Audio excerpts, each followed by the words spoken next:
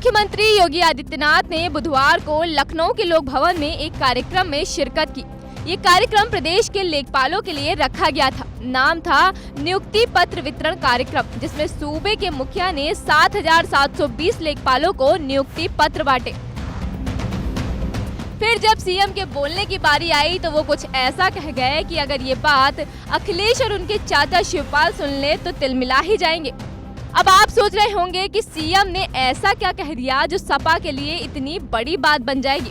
इससे पहले आप कुछ सोचें, सुना ही देते हैं आपको सीएम ने चाचा भतीजे के बारे में आखिर क्या कहा है। 2017 के पहले क्या होता था? ये जो भर्ती आधे लेखपालों के पद खाली पड़े हुए क्यों पड़े हुए थे? क्योंकि भर्ती नहीं होती थी। भर्ती की प्रक्रिया में तमाम होल थे। भर्ती की प्रक्रिया को पहले ही चाचा भतीजे की जोड़ी वसूली के लिए निकल पड़ती थी और पूरा खानदान अलग अलग जिले आवंटित हो जाते थे। मुझे याद है लेखपालों की भर्ती की एक प्रक्रिया को कैसे इन्होंने दागी बना दिया था। सुना आपने, लेखपालों की भर्ती को लेकर सीएम योगी अखिलेश और शिवपाल यादव का नाम लिए बिना किस तरह से तंज कस रहे हैं और सपा पर गंभीर आरोप लगाते हुए कह रहे हैं कि 2017 के पहले लेखपालों की भर्ती शुरू होते ही चाचा भतीजे की जोड़ी वसूली के लिए निकल पड़ती थी। परिवार वालों में भर्ती बांट दी जाती थी।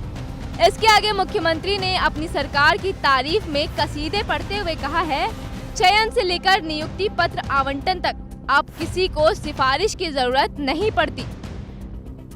7,720 लेखपालों की पद प्रदेश के अंदर भरे गए और मैं कह सकता हूं एक भी व्यक्ति ये नहीं कह सकता